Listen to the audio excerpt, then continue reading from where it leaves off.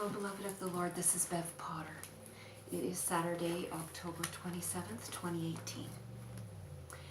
As you can see, I have a new picture. I'll tell you a little bit more about that later. I picked that up on Thursday when I was out with a friend, and I had no intentions of buying a picture.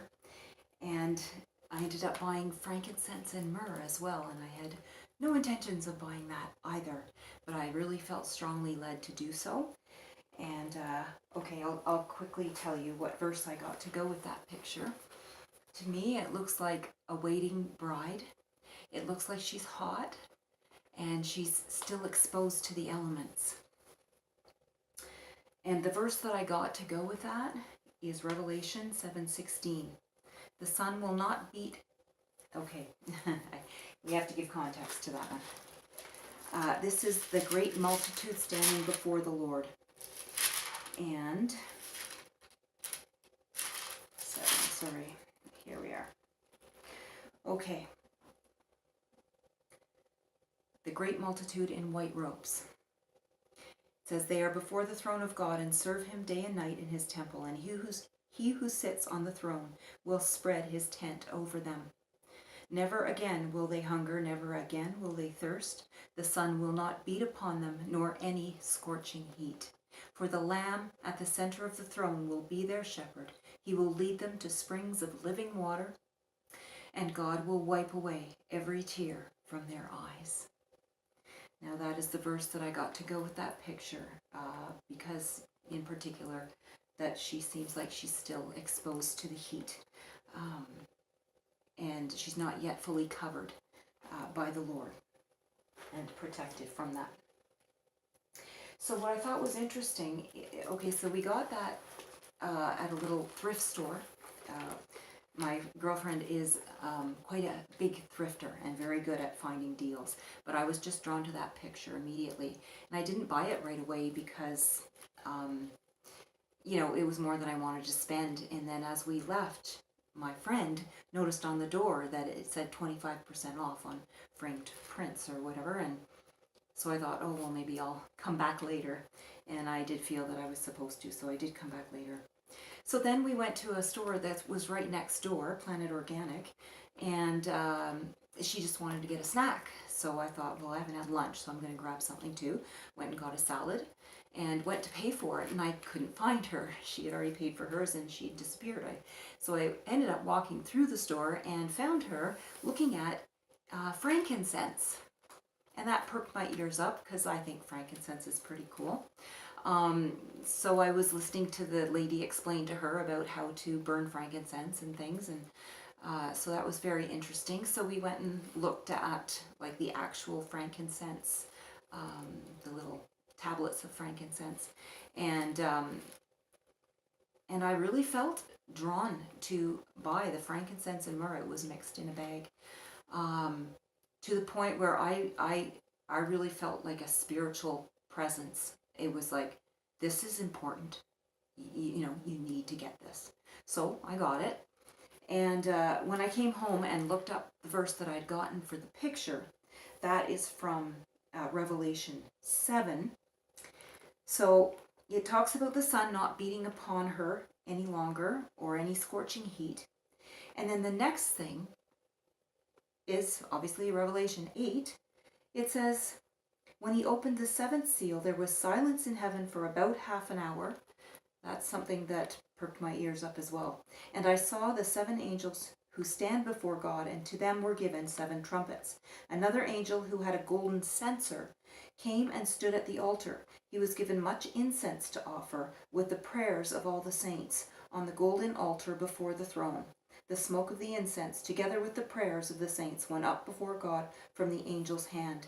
Then the angel took the censer, filled it with fire from the altar, and hurled it on the earth. And there came peals of thunder, rumblings, flashes of lightning, and an earthquake. I thought it was very interesting. First of all, I had not intended to purchase either this picture or the incense. And then to find that the verse for the picture was immediately followed by the burning of the incense.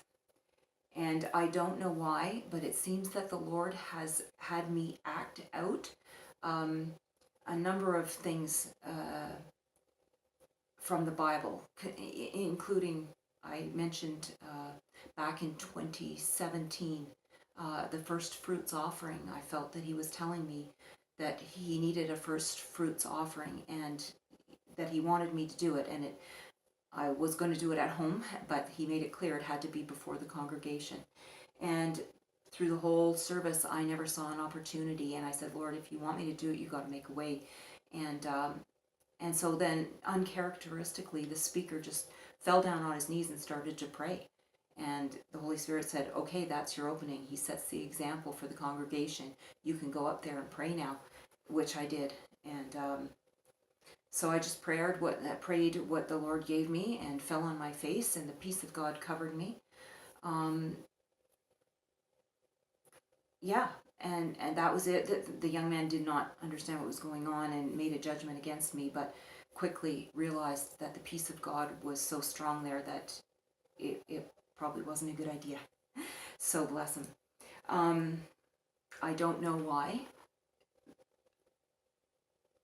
They're just acts of obedience. Probably there's a whole bunch of people doing this stuff. So I'm just sharing what I felt led to do. Okay, so that was Thursday that I purchased those things, and on Friday I burnt the incense and prayed before the Lord. And then Friday night, early this morning, I woke up, I just woke up with this kind of shock. It was like, oh my goodness, Babylon is falling now. And it was like, I just knew it. Spiritual Babylon is falling now. So when I woke up, I was trying to process that, and I thought, am I crazy? Is this for real? Is this, And then I felt the Lord brought me back to those words about time ending on the 1st of Sukkot, which was the evening, last Tuesday evening. And Rob also got the transfer begins. Does that mean the transfer from Satan down and the saints up, possibly at the same time? I don't know exactly what that means. If you get any revelation on it, maybe you can share it in the comments. But I felt it was significant. Also, I shared yesterday with my girlfriend about the wheel, the word that Diana Olivieri got, the wheel of time ends Monday. And she also had a merge and converge video with an eternity symbol, the sideways 8. And when I shared that with my girlfriend, she said, I don't know if I can receive that. She said, because from what I've learned recently, those are occult symbols, and I'm just not sure how that fits in, right? But then I also shared that Neville had got time, let's see, what did he get? Time ends on the 1st of Sukkot. Time ends. So I've been struggling to understand what that means, time ends, right? Because it appears that we are still functioning with, our regular clocks. But then the Lord reminded me of my dream, maybe a month or two ago, where I saw Satan about to go down. I was filled with joy by the Holy Spirit, because I knew by the Spirit Satan was about to go down. And then he reminded me after that, and then I started to laugh. I just started to laugh. I was standing, looking right at him, and I'm just laughing, filled with joy. It was God's laughter. It just came up. I wasn't in control of it.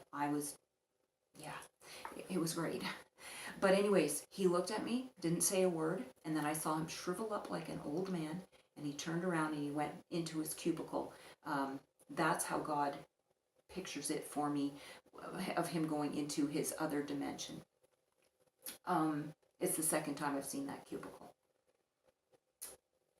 When I saw him shrivel up like that, I knew he was at the end of his time. And the Lord reminded me of that, and I feel like it ties in with all these other words about time ending. So if he's at the end of his time, and if his time ended at the first of Sukkot, then yes, Babylon is falling now. Spiritual Babylon.